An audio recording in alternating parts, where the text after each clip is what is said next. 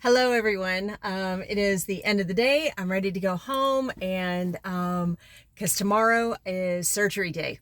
Cannot wait to get this grenade of the enemy out of my bunker. Like I'm up for it. Been looking forward to it, actually. Not the surgery itself, but having a bit of an enforced rest doesn't sound like the worst idea, honestly. Where I just have to lay on the couch and watch K dramas and eat snacks. Yeah, I think I'll do that. I'll sign up for that one. So very excited about that. I also got the genetic testing back, and the genetics are all clear. So thank the very most merciful Lord that my kids don't have to deal with this genetically. I mean, that you can get it even without the genetics, but I'm glad that they don't have to deal with the genetics. And then I was thinking about what's going on, the process, because I haven't talked to y'all in a few days. And what I realized is I think this is what's going on. So I think that the enemy has realized that I'm not going to take a tumble from the diagnosis in terms of getting emotionally wrapped around my axle. I'm just not. Like, I think the Lord has given me. Okay, so let me put it this way. I didn't think that I was going to be, terribly upset just because I've had a lot of time to prepare for it.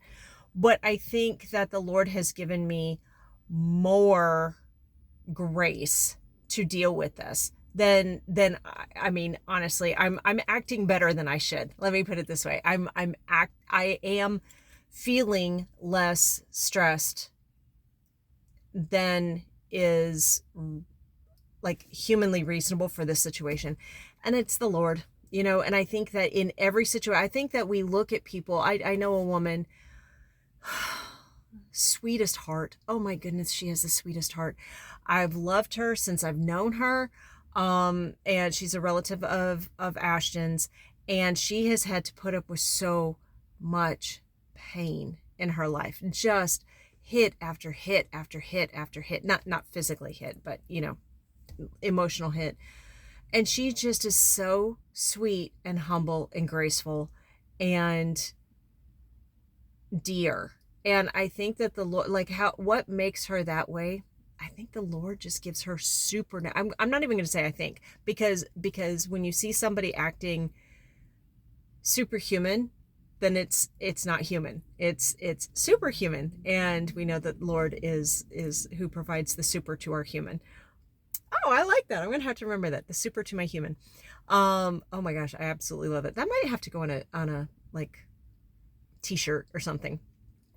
I am ready for the surgery. Oh, no, I know. So I told you about the surgery, and then, okay, but what is happening? So what is happening is the enemy is attacking me, and I absolutely know it. I know he's not going to try to attack me right now from anything physical, because again, the Lord has just given me grace in that. But I have noticed that there is a lot of stumbling blocks that are suddenly in my way. Thoughts and feelings, not about this, actually, about other things that are not mine.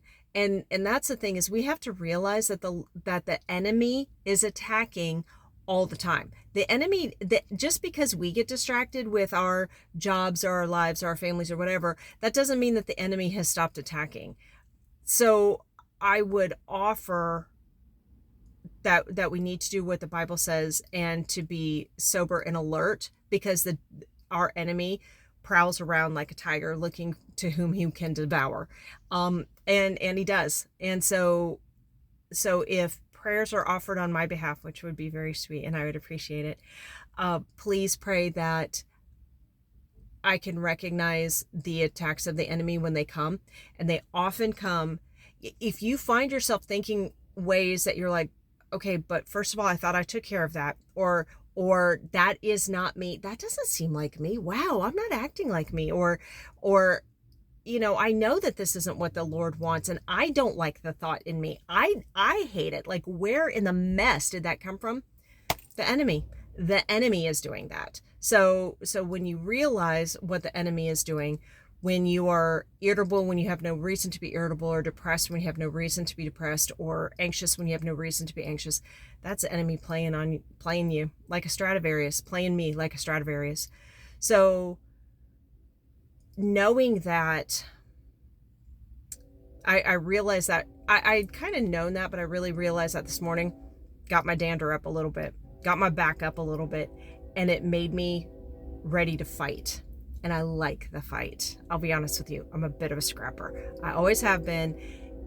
There are some of you who are like, no, but most of you are probably like, yeah, we knew that. You just are like a rabid dog with an old bone. You just get onto something and you just, wrestle it to death. I am excited about putting that energy to this fight in the hope. Well, I know I'm going to win because the Lord has won. It's not me who's going to win. It's the Lord who's going to win, because he already has. Like when Jesus said it is finished, he meant this. It is finished. The enemy is the enemy is a dead enemy walking. There is a finite time where he can be effective as he ends up, every day brings him closer to his destruction. So the Lord has already won. And so that makes it, again, easier to be brave because the Lord has already won. And I know I'm not out of the Lord's hands, even when I am the one being not doing what the Lord would have me do. And that's how I know that the enemy was really playing with me. And I did not realize how tiny little chinks had been like termite damage.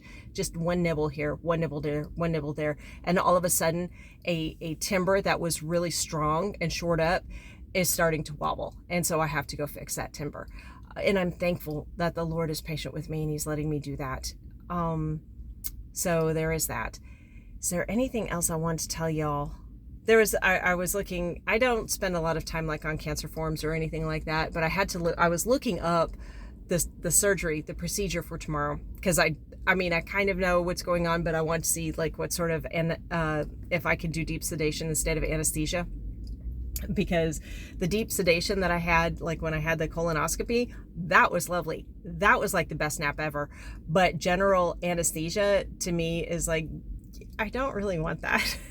So I was looking that up, and somebody, I of course fell a bit down a rabbit hole, as one does when one gets on Reddit, and somebody said, young woman struggling and just wants to quit. She's so tired of fighting. Her road is so much harder than mine. So pray for the young woman who's having a hard road. And the Lord, I didn't catch her name because it was on Reddit. I didn't even catch her handle.